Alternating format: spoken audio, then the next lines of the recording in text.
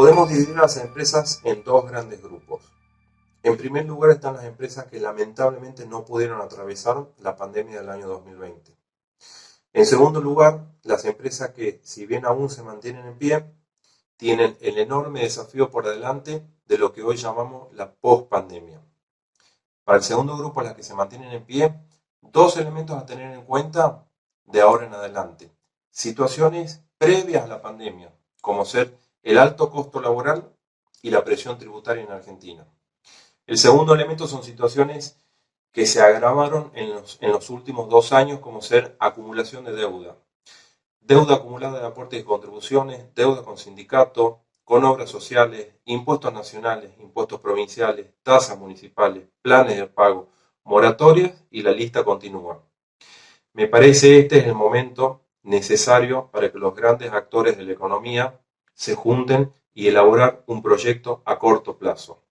Para eso necesitamos que sentar todos en una misma mesa al gobierno, a los empresarios, a los sindicatos, a las entidades financieras y todos aquellos que puedan colaborar con el funcionamiento de la economía en general y de nuestro sector en particular. Me parece este el mejor momento para expresarlo, el coloquio de FEGRA, y que todas estas ideas puedan llegar a oídos de nuestras autoridades. Desde la distancia les mando un gran abrazo.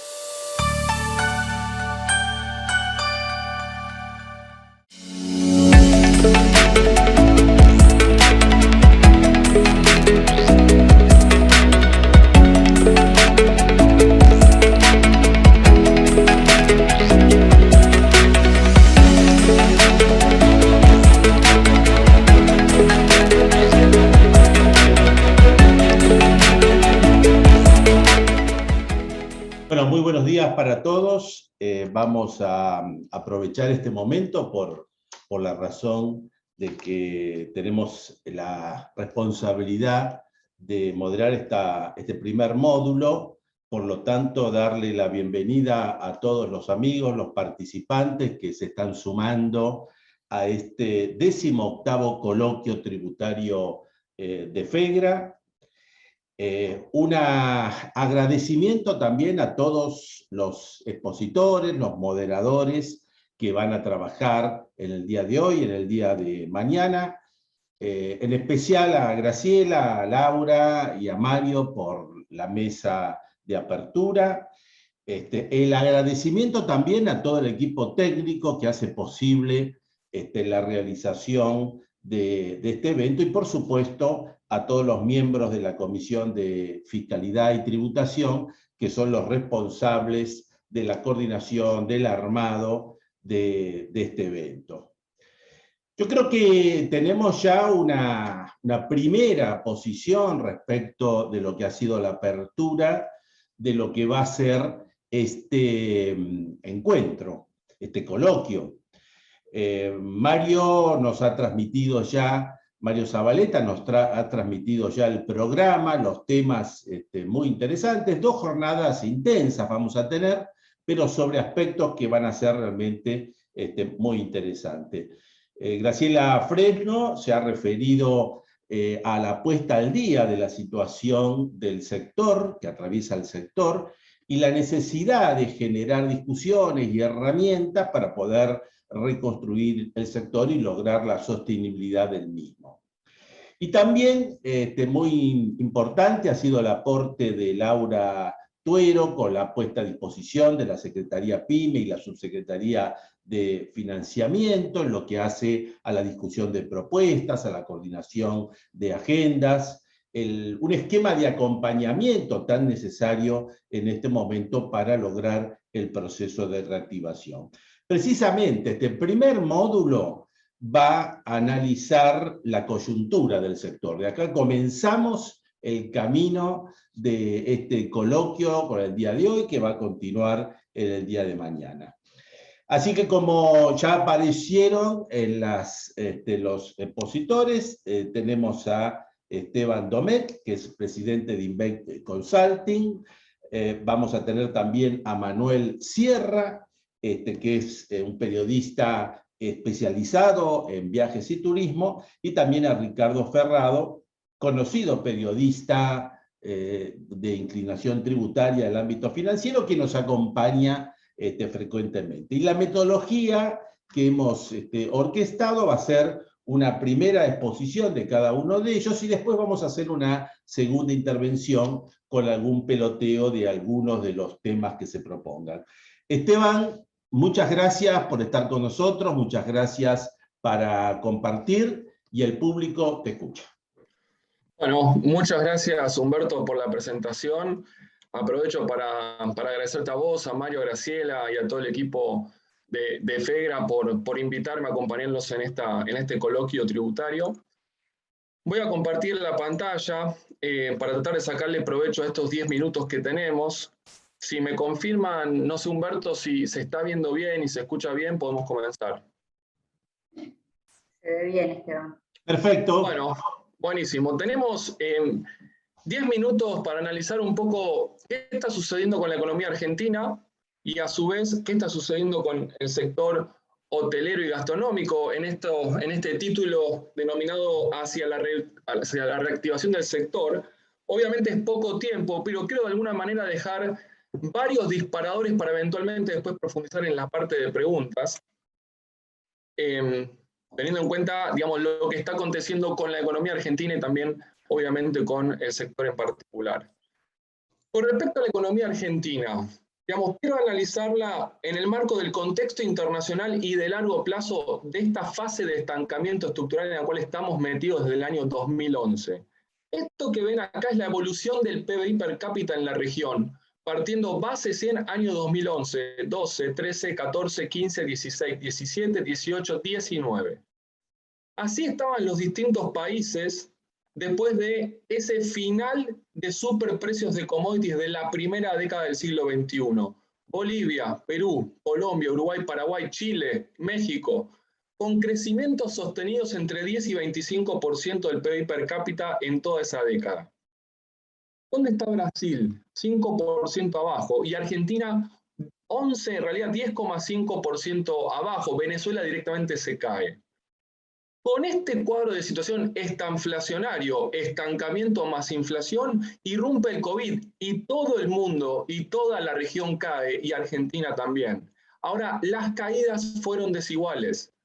Brasil cayó 4%, Chile 5,8%, Paraguay menos de 1%, Argentina cayó 10%, 9,9% para ser más exacto.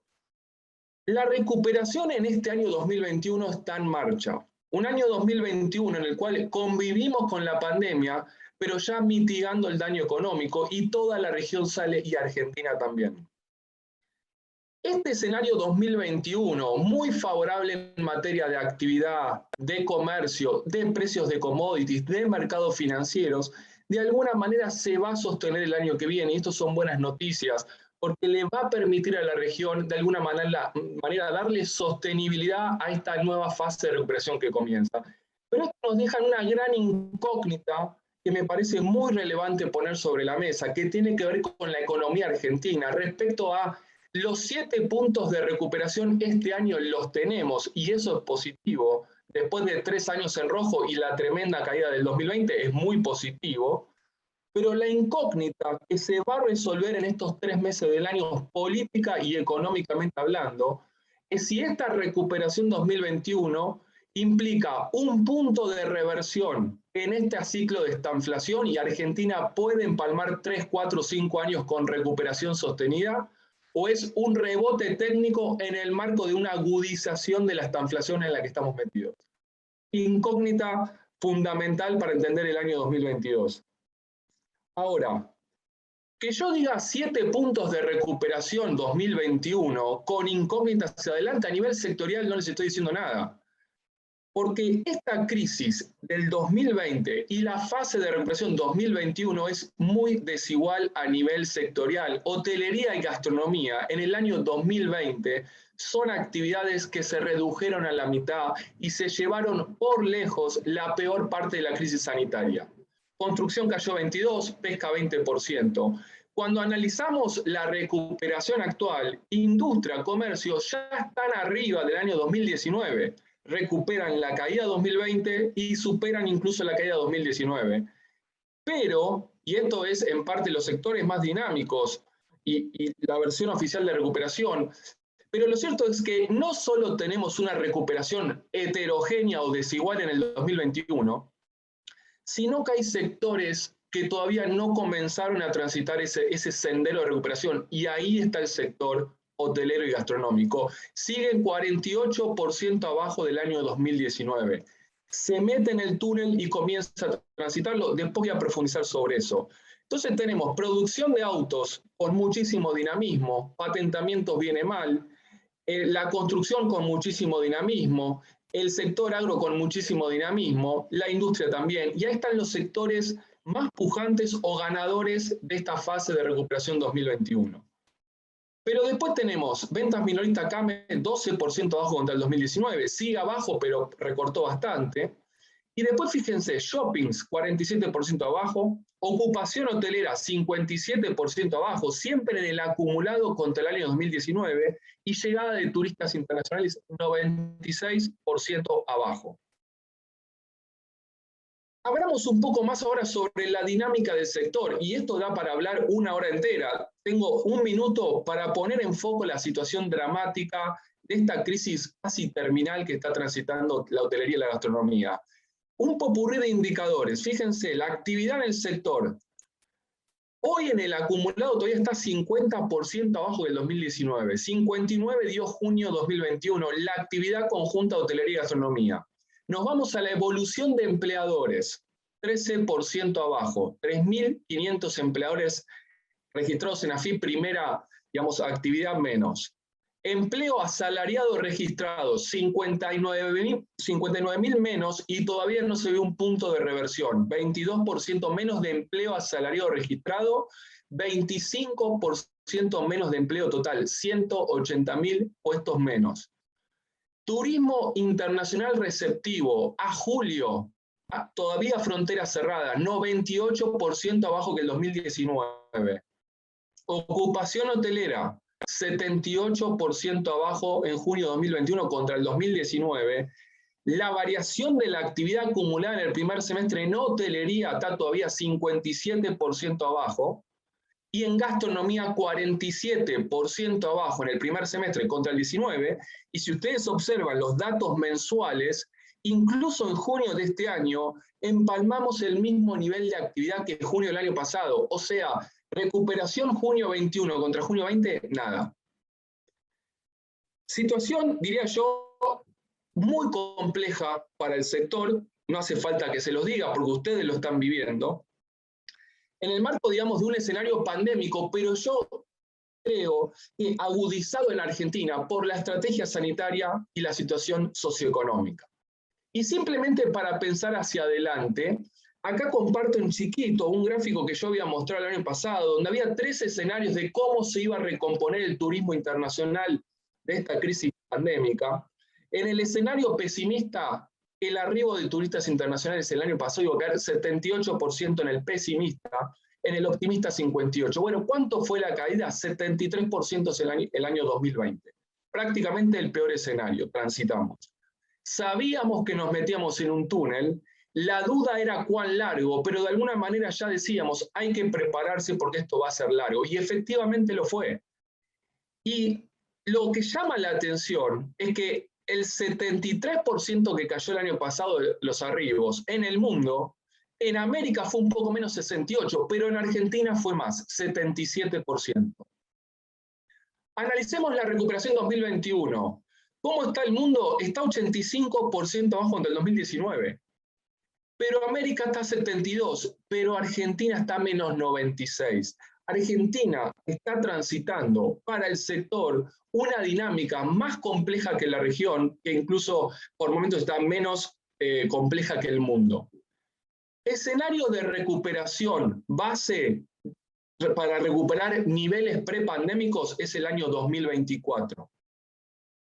Tenemos todavía un largo camino a casa, y esto va a meritar desde el sector público y el sector privado seguir tomando medidas sumamente contundentes de poder pimponear algo. No me quiero pasar con el tiempo. 2 comentarios más con respecto a la macro argentina. 1, dólares. El agro salvó el año.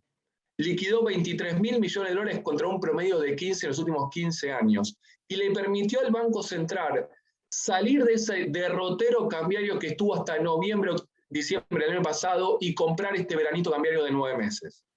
Veranito que de acá a fin de año se termina por la contraestacionalidad macroeconómica. Como positivo, recompuso algo de reservas internacionales, pero sigue en una situación delicada.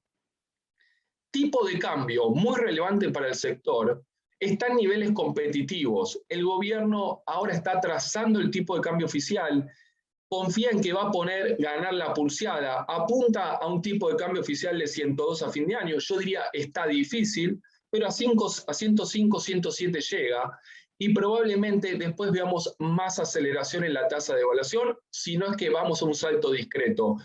¿Qué es relevante para el sector? Que con estas brechas cambiarias tenemos alta competitividad por delante en materia cambiaria, incluso en el escenario negativo para la economía, porque va a ser todavía más alta. Esto es una oportunidad, si bien es un problema para la economía en su conjunto, para el sector turístico, sobre todo el hotelero y algo el gastronómico, es una oportunidad. Un comentario con respecto a la inflación. El correlato de esta dinámica cambiaria es que la inflación está siendo alta. En un año de elecciones, con dólar pisado, tarifas pisadas, mucha represión de precios, estamos en la zona de 51,4 y esto preocupa, porque deja un piso de inflación por toda la represión de precios alto para el año que viene, que va a haber que monitorear. Para redondear y no pasarme con el tiempo, ¿qué tenemos? Un escenario internacional en el cual convivimos con la pandemia, pero a pesar de eso luce muy favorable todavía por actividad, por comercio, por precios de commodities y por un escenario financiero muy favorable por ahora. El plan Empalme es la estrategia económica que puso el gobierno en el año 2021 para las elecciones. Atraso cambiario, represión de precios, tarifas pisadas, tasas negativas, obra pública y mucho estímulo al consumo que se va a radicalizar y profundizar en estos meses. Permite a la economía argentina transitar estos 7 puntos de recuperación, pero amplificando desequilibrios y postergando correcciones. Y todo esto con mucha heterogeneidad sectorial, y la recuperación, que es desigual, no está en marcha para todos. Y ahí tenemos la hotelería transitando todavía una profunda crisis sin precedentes. Yo diría, las menores restricciones, sobre todo la apertura de fronteras, va a ser vital, y mantener un tipo de cambio competitivo le va a poder permitir al sector comenzar el proceso de reconstrucción. La gastronomía un poco mejor que la hotelería, pero en niveles también muy bajos. El fin de las restricciones económicas, sociales, deportivas y turísticas en este sentido son claves. Con una economía que tiene problemas para atender, lo más relevante es el tema político, financiero, monetario, cambiario. Y yo diría, a modo de conclusión, para dejar disparadores, la recuperación del sector hotelero gastronómico, en el marco de todavía un mundo pandémico con una trayectoria base de recuperación a nivel global, va a implicar en el corto plazo lo que debería ser el plan de reconstrucción. Uno es blindaje sanitario, vacunas, protocolos, digitalización. 2, reaperturas, y después trabajar financiamiento, impuestos y mucho estímulo a la demanda en el marco de una economía argentina que entra golpeada desde el lado de la demanda. Eso es una gran diferencia con respecto al resto del mundo. El plan de largo plazo del desarrollo es estrategia, infraestructura, marco laboral, estabilidad macro, tipo de cambio competitivo y promoción externa.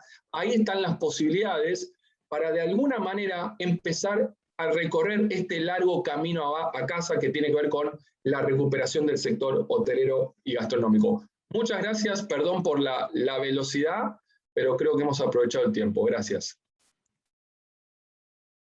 Muchas gracias, Esteban, fantástico. Te agradezco muchísimo por que has sido muy estricto con el tiempo, pero además nos has dejado toda una serie de temas que son disparadores realmente muy interesantes para el análisis de este módulo, inclusive el de los restantes.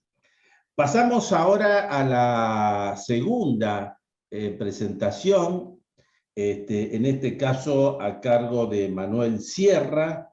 Él, como decíamos, es periodista especializado en viajes y turismo, con gran experiencia en todos estos temas. Así que, Manuel, En principio te saludamos y te agradecemos el hecho que estés compartiendo con nosotros. Adelante.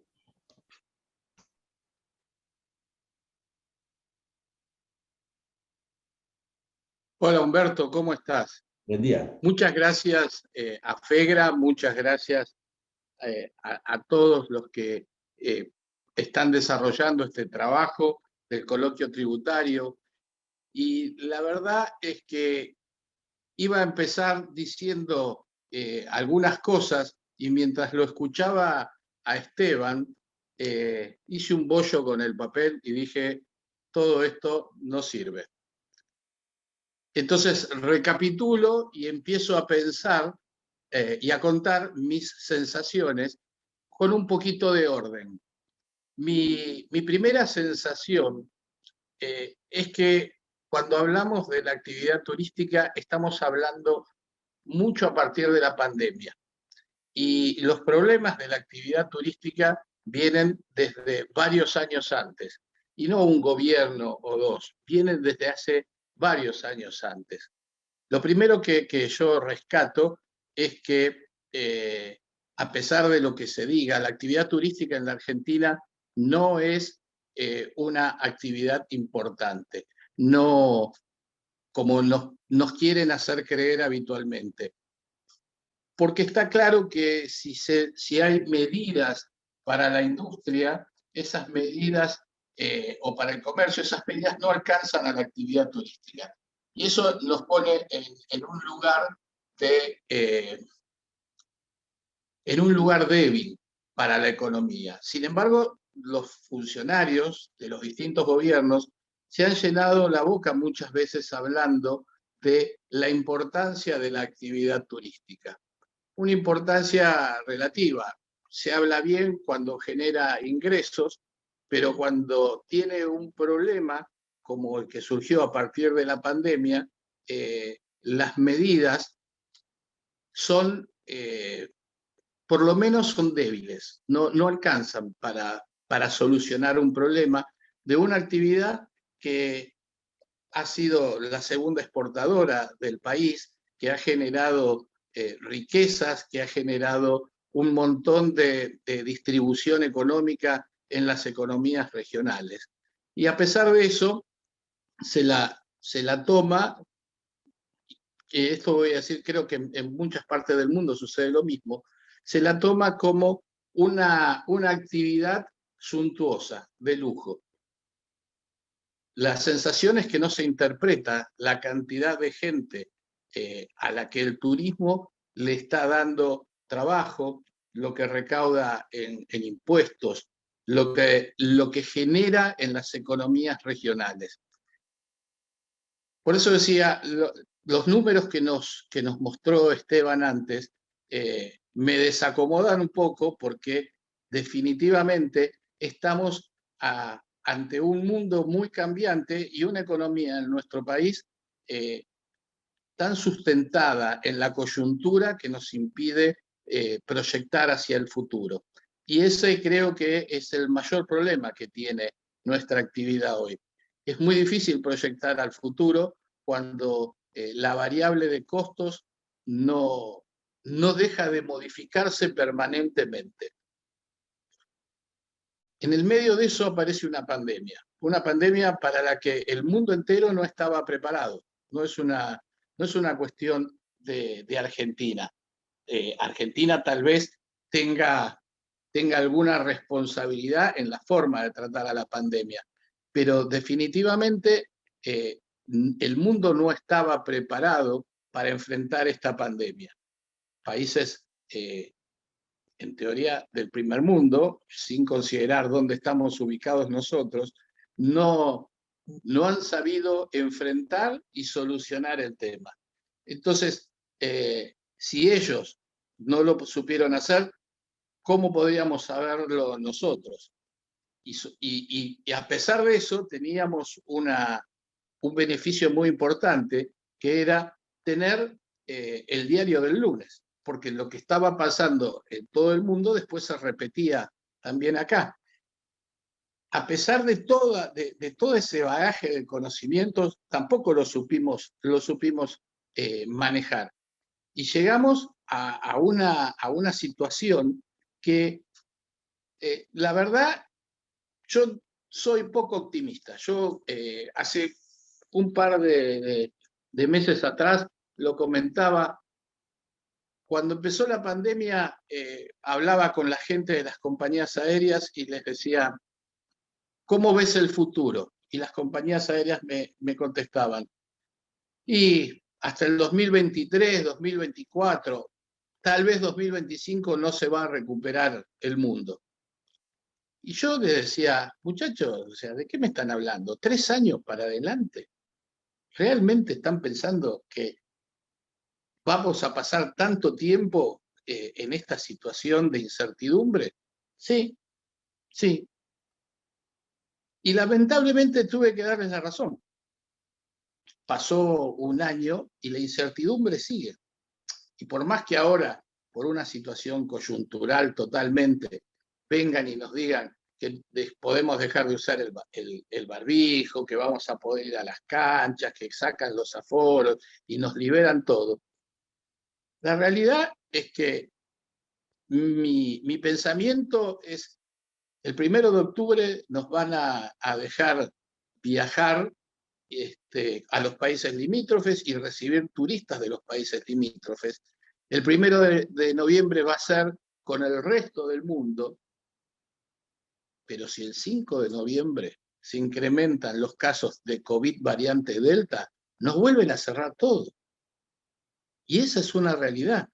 Y es una realidad que nos toca a nosotros, pero que en este momento le está tocando a Australia y Nueva Zelanda, que habían abierto y volvieron a cerrar las fronteras. Le pasa a Chile. Entonces, esta situación de incertidumbre es la que nos impide generar algún tipo de previsibilidad mirando para adelante. Y en el mientras tanto, ¿qué nos pasa con las empresas, con los empleados? Porque las ayudas que mencionaba antes Graciela y que agradecía, son insuficientes, no alcanzan. Hay 62 millones de personas vinculadas al turismo en el mundo entero que han perdido el trabajo. Tenemos los ejemplos de la hotelería y la gastronomía y vemos dónde estamos parados. Y yo no quiero ser tan pesimista porque estos anuncios coyunturales van para conformar un poco a la sociedad, pero la realidad es que se contraponen con todo lo que se vino manifestando anteriormente. Entonces, no sé si creerles demasiado a esos fundamentos. El turismo que viene va a ser un turismo tan complicado como el turismo que había antes. Vamos a tener que salir todos a tratar de conseguir al pasajero, al turista, al comensal, de la manera que sea. La única diferencia es que probablemente el barbijo no se vaya, como no se fue después del 11 de septiembre los protocolos de seguridad que tuvieron los aeropuertos, donde al principio nos molestaba sacarnos el cinturón y pasar por los detectores de metales y de bombas y de todo eso. Y ahora lo que vamos a hacer es mantener el barbijo, mantener el distanciamiento social. Yo en este momento estoy en Tucumán en un congreso de agentes de viajes y están todos, primero todos con barbijo y segundo que todos están saludando con el puño. Probablemente sea otra de las cosas que van a quedar en la nueva normalidad, en la nueva cotidianidad. Yo soy un optimista por naturaleza, pero en este momento me parece que la actividad turística va a tardar más en recuperarse, porque sacar un avión de una ruta tarda 5 minutos, volver a ponerlo tarda entre 2 y 3 años. para Perdón, los vuelos Manuel, internacionales. Manuel, perdón, tenemos que ya estar cerrando, por favor, si puede Perdón. redondear. Perdón, Bernardo. Me concluyo. Yo creo que vamos en un camino que es muy lento, mucho más lento del que nos habíamos imaginado. Nada más. Gracias a todos, gracias Graciela. Perdón por extenderme, pero no miré el tiempo. Muchas gracias. Bueno, muchas gracias. Muchas gracias por tu presentación. Pasamos entonces a la tercera presentación a cargo de Ricardo Ferrado, periodista de ámbito financiero, que nos va a dar también su lineamiento sobre estos temas. Ricardo, gracias por estar con nosotros nuevamente en este 18º coloquio. Y antes de empezar, quería recordarles que todo aquel que quiera hacer preguntas, tienen ustedes ahí en la parte preguntas y respuestas para poder escribirla y hacerla. Y además recordar que todo el material que se va a presentar hoy, vamos a subirlo a la web institucional de FEGRA, así que de ahí se puede acceder para contar con el mismo. Gracias Ricardo entonces por estar con nosotros y muy buenos días. Bueno, buen día a todos. Gracias, Humberto. Quiero agradecer a las autoridades de FEGRA esta nueva oportunidad de manifestarme en un lugar donde lo he dicho varias veces. Me siento muy cómodo respecto de este sector empresario. Y indudablemente, después de haber escuchado a Esteban, la proyección, sobre todo la proyección de posible recuperación,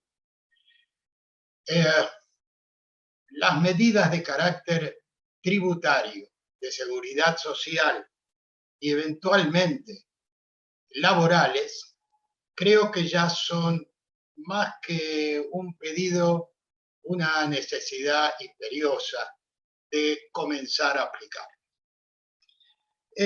La caída del sector es manifiesta, la verdad que ha sido o es extraordinaria y como bien ya demostraron, es el sector más sufrido con respecto a esto. Y digamos, a raíz de eso y a raíz de la pandemia, el Estado empezó a dictar medidas de alivio y sostenimiento. Cuando hablamos de medidas de alivio y sostenimiento, estamos pensando de alguna manera que la empresa sigue en marcha. Pero acá se dio otro fenómeno, que muchas de las empresas que han cerrado con la idea de que bajaron la persiana como su último día. Es decir, hay quienes quebraron, hay quienes vieron que su trabajo de toda la vida se había terminado. Con lo cual, comparto plenamente la idea que manifestó la presidenta Graciela Fresno, en que el concepto donde hay que basar las medidas extraordinarias que necesita el sector es en el concepto de reconstrucción. Este es un sector que hay que reconstruir.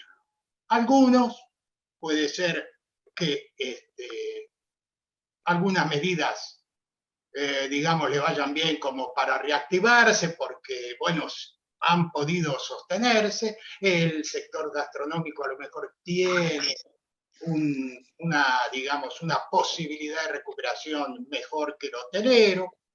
Bueno, pero son matices dentro de una gran catástrofe que ha caído sobre este sector gastronómico y hotelero.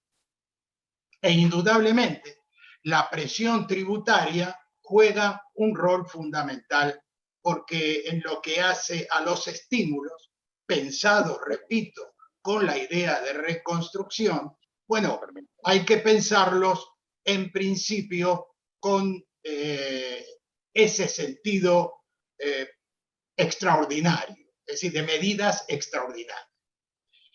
Y mientras estaba, digamos, delineando algunos temas que podía hoy charlar con ustedes, sale y nos sorprende una medida verdaderamente extraordinaria, como es la extensión de la moratoria 27541, con una decisión que solamente hasta ahora, yo no recuerdo, sí quitas, de condonación de deuda.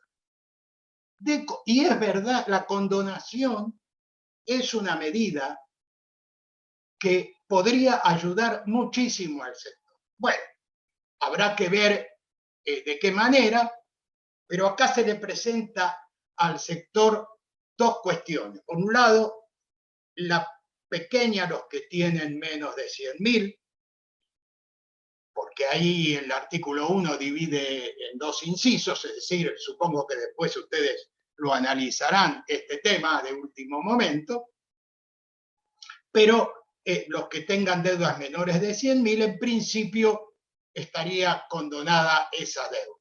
Pero por otro lado, habrá quien tiene mayores y tendrá que entrar a regularizar su deuda en cuotas.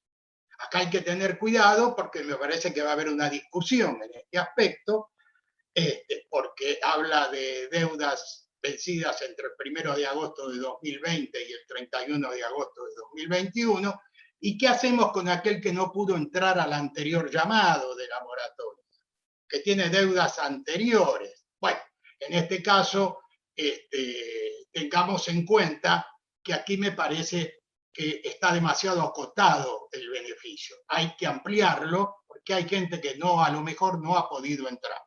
¿Por qué no ha podido entrar? Y a lo mejor no ha podido entrar porque no podía pagar aquella cuota. Cuanto más es necesario ahora con el sector que desde el 2020 hasta ahora siguió demostrando su caída, cuanto más es necesario generar ingresos, generar la recuperación del sector para poder pagar las cuotas, porque en la moratoria me puedo meter, pero después tengo que pagar las cuotas. Esto pasó en el medio mientras pensábamos algunas medidas extraordinarias. ¿Y cuáles pueden ser esas medidas? Bueno, lo primero que me parece que hay que pensar es que no puede haber una medida solamente a nivel nacional. Que cuando se piense en las medidas para bajar la presión tributaria del sector, de una manera de generar capital de trabajo, lo que se le paga al fisco, lo aplica el fisco, con lo cual el contribuyente no puede hacer nada con eso, porque ya está, el fisco sabrá dónde lo va a gastar. Otro de los temas que hay que tener en cuenta, justamente, si de consenso se trata, tener en cuenta cuando se habla de recursos que hay que hablar del gasto. Pero en este caso en particular, se trataría de medidas sectoriales. Y esas medidas sectoriales tienen que ir hacia la reconstrucción.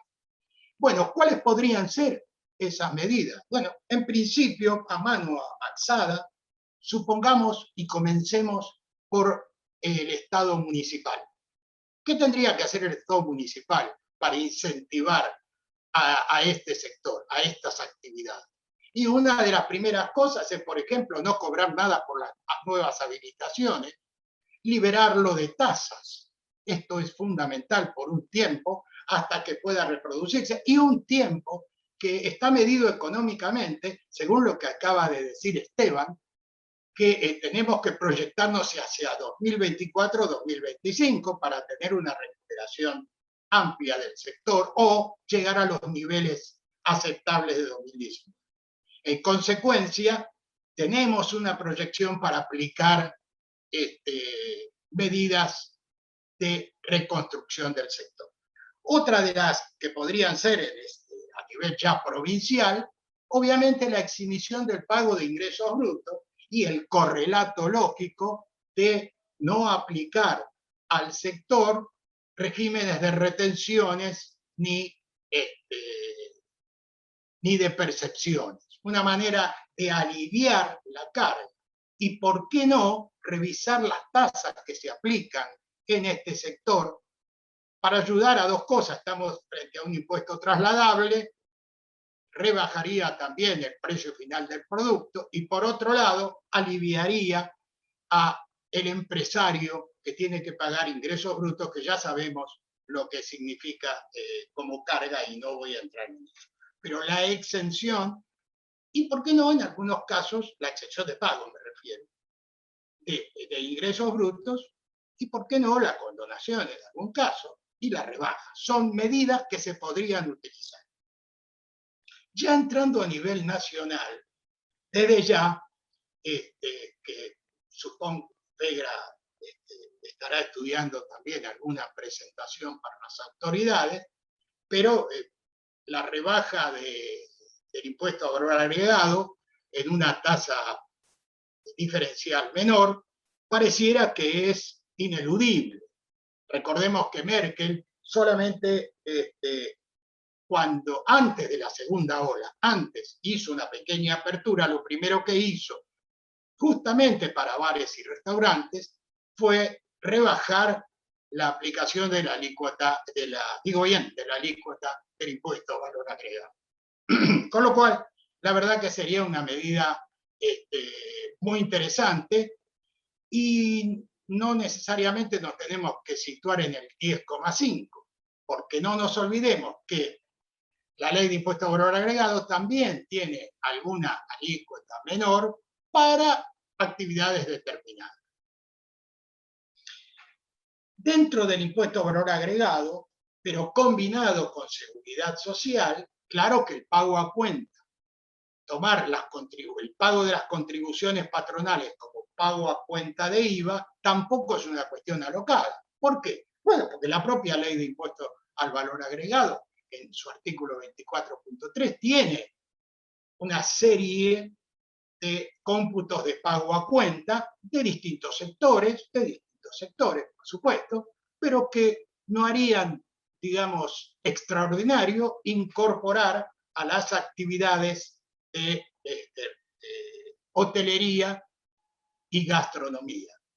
Es una de las posibilidades y esto pareciera que podría ser. En ganancias, hoy se utiliza mucho, bueno, la amortización acelerada, pero también se podría volver a viejas ideas, como era la desgravación de las inversiones, es decir, tomarlas como deducción de la materia imponible. Y sería algo que podría ser un incentivo mayor, porque imagínense que estaríamos desgravando todas las inversiones que se harían para recrear o reconstruir el sector o los locales o los establecimientos de la actividad. Desde ya que esto implicaría, para ser un poco más ordenados y dentro de un gran contexto, pensar también en el pago a cuenta del 100% del impuesto sobre los créditos y débitos bancarios, que ya se le ha dado a otros. No sería una gran ayuda, pero también hay que pensarlo esto dentro de un gran contexto de lo que podría ser un sistema tributario para el sector. Y luego de hacerme estas anotaciones para poder armar, digamos, una cierta propuesta, o recordar más que nada, revisar un poco cuáles podrían ser las posibilidades de medidas extraordinarias. Y repito, sin olvidar la condonación, porque ahora ha renacido esa posibilidad sobre una medida en que los fiscos son renuentes, salvo para casos muy particulares, como fueron para las empresas privatizadas en su momento, pero ahora se lo está imponiendo a un nivel casi generalizado. Se me ocurrió revisar qué se había concluido en el coloquio anterior. Y ahí me parece que hay dos aspectos que son muy buenos y que este coloquio, sugiero nada más, debería reafirmarlo. Cuando se habló justamente en aquel momento de las medidas fiscales que habría que tomar, se habló de plan de salvataje y recuperación, con alternativas de financiamiento, de paraguas impositivos, y también se habló de una estabilidad macroeconómica con un plan ya a mediano y largo plazo, y se hablaba ya de una reforma impositiva para el sector. Disculpen que lo leí, pero no quería equivocarme en lo que se había concluido. Ricardo, perdón, estamos ya sobre el tiempo. Justamente, redondeo. Precisamente, considero que habría que reafirmar lo que se dijo en el coloquio anterior, porque me parece que ese es el camino. Gracias. Muy bien, muchas gracias por tu aporte, Ricardo. Pasamos ahora a la segunda vuelta. Le voy a pedir a Esteban, le voy a pedir a Manuel y a Ricardo si puedan prender justamente las cámaras porque hacemos la última vuelta. Quería empezar con Esteban y quería hacerte la primera pregunta, Esteban. ¿Se ha conocido el proyecto de presupuesto nacional, donde, como sabemos, está en la ley de leyes y de alguna manera en materia económica marca un GPS de las grandes variables?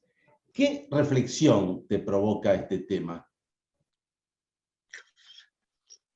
Bueno, en primer lugar, si querés, yendo un poco a los números, el gobierno de alguna manera está planteando una recuperación de 4 con inflación de 33, un tipo de cambio que viaja a fin del año que viene a la zona de 131.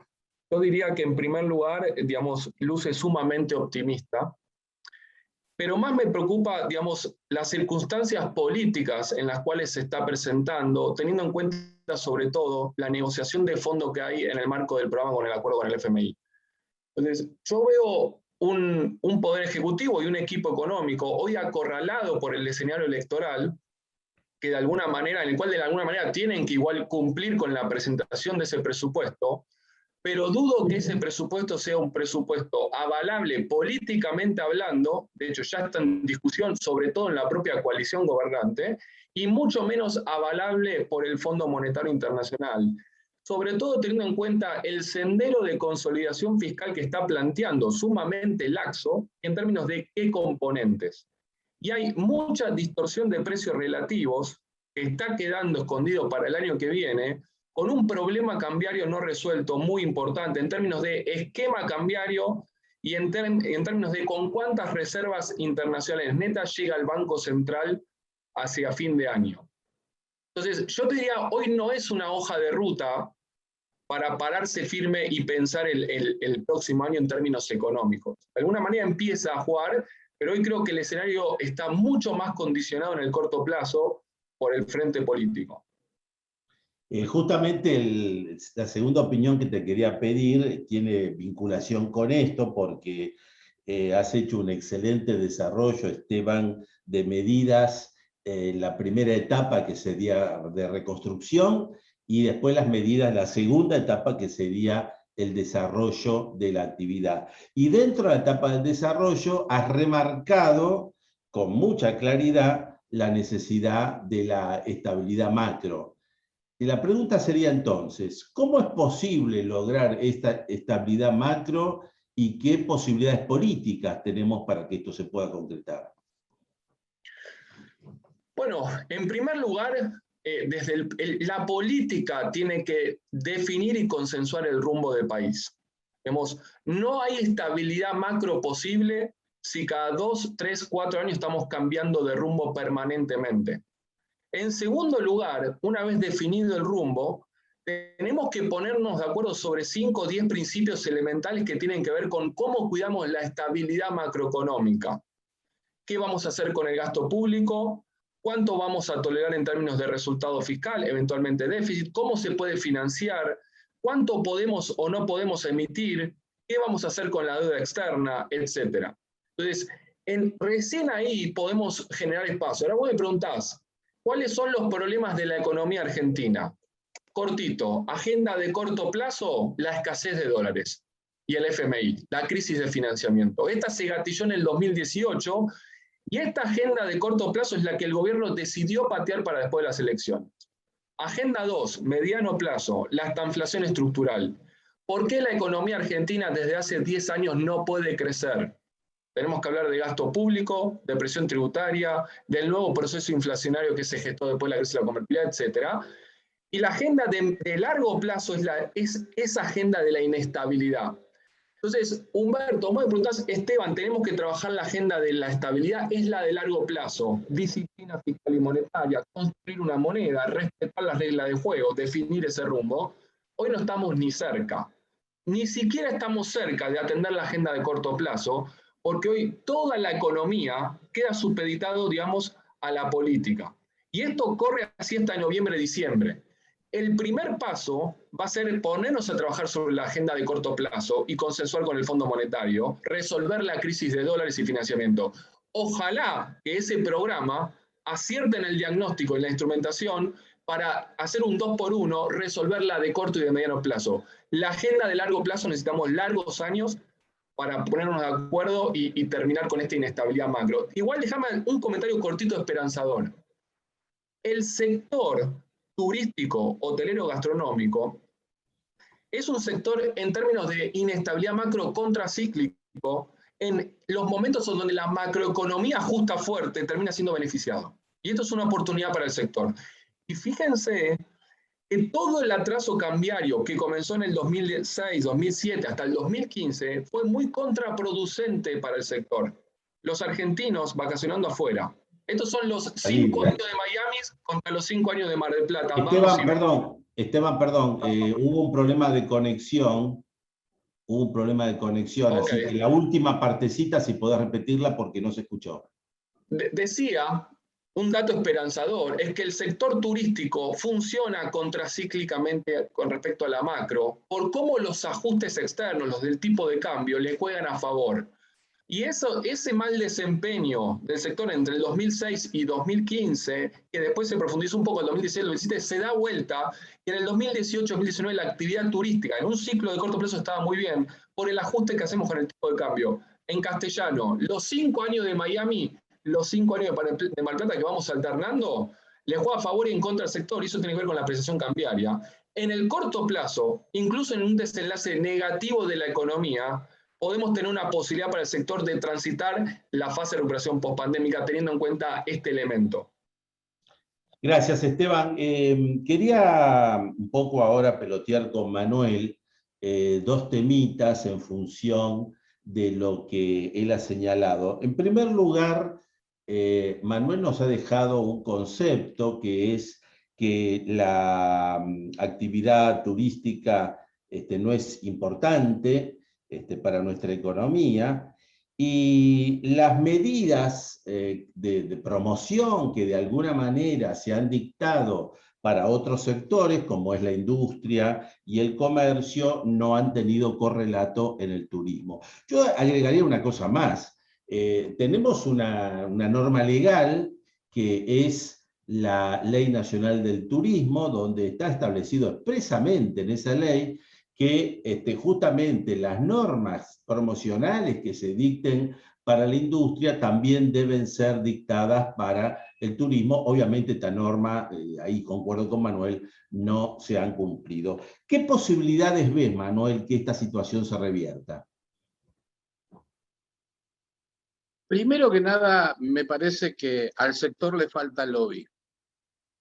Porque no puede ser que la participación de otras industrias generen un montón de beneficios y para la industria turística eso quede de lado. Es cierto que forma parte de la norma, pero no se ha aplicado. El turismo no es política de Estado. Y yo creo que hay un montón de cosas que nos venden como política de Estado y que en definitiva no terminan siendo así. Pero los gobiernos, y los otros, se han llenado la boca diciendo que el turismo era política de Estado. cuando vamos a los hechos, no lo reflejan, no lo hacen. Yo creo que el turismo debería trabajar muy fuertemente en hacer lobby en los funcionarios, como yo sé que FEGRA lo ha hecho durante mucho tiempo. Ahora la Cámara Argentina de Turismo está intentando tener una nueva relación con el Ministerio de Turismo. Pero si no se ponen los empresarios los pantalones largos de salir a defender su posición como corresponde, los funcionarios no nos van a terminar por tomar en serio. Yo creo que el principal problema está por ahí. Porque si vemos todo lo que tributa el turismo y cómo ha desarrollado a las economías regionales, cómo en el 2002 participó fuertemente en la recuperación económica, por lo que decía Esteban, porque el turismo genera dólares. El turismo es una exportación que genera dólares y eso tendría que ser más valorado y más apoyado para que se siga desarrollando eso. Es buena la medida que tomaron ahora, que están terminando de definir, de que van a regalar pasajes de aerolíneas argentinas en el exterior. Mucha gente dice, pero es una estupidez, es una barbaridad. No, porque el pasaje en el costo que tiene significa que vengan turistas del exterior con dólares y que esos dólares que se gasten los consigan a un valor muy bajo, porque los van a conseguir al valor oficial prácticamente. Perfecto. Entonces, desde ese lado, yo creo que es, como decía Esteban, es una medida que va es una medida contrafáctica, pero que tendríamos que impulsar más medidas como esas y que tendrían que salir desde la actividad privada. Perfecto, Manuel, como estamos ya sobre el tiempo, quería ir concretando algunos puntos. Has señalado también vos, cuando te referías de alguna manera a la proyección del futuro, has señalado la variable de costos que se modifica en forma permanente. ¿Cómo es posible? ¿Qué se puede hacer para lograr revertir esa situación? En el contexto económico que tenemos hoy en día, me parece que poco y nada se puede hacer. La verdad es que si vamos permanentemente corriendo atrás de los números y la venta, la primera venta que se va a empezar a generar en nuestro país, y ya ha sucedido, es la venta de cercanías. Y la venta de cercanías es una venta que se realiza en pesos, no en dólares. Y si le ponemos valores en dólares, nos vamos a un número que se hace imposible de pagar para la gente. Entonces, yo creo que es muy difícil lograr corregir eso. Perfecto, Manuel, muchas gracias. Vamos a terminar con Ricardo. Ricardo, de alguna manera, enfatiza la problemática de la presión tributaria y respecto de este tema no tenemos buenas noticias en el presupuesto, en el proyecto de presupuesto nacional, porque el presupuesto prevé el incremento de 1 punto en la presión tributaria. Tenemos que ver ese punto de qué manera, de qué tipo de diseño se realiza en la normativa para poder aumentarlo, pero esto de por sí es una expresión negativa. ¿Cuál es tu opinión al respecto, Ricardo? Estás muteado, Ricardo, por favor.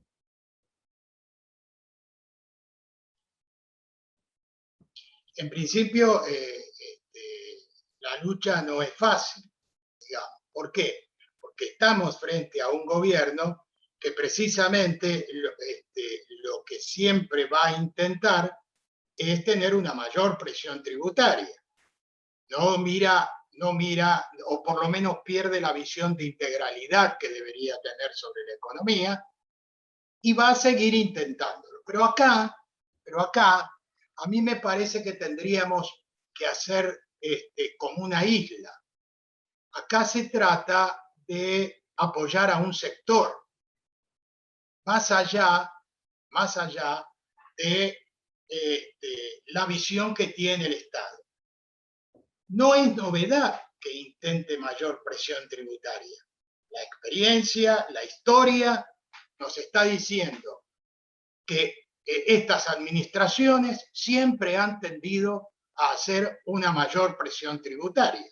Con lo cual, en principio, no me sorprende. Pero yo, digamos, separaría la cuestión. Por un lado, debería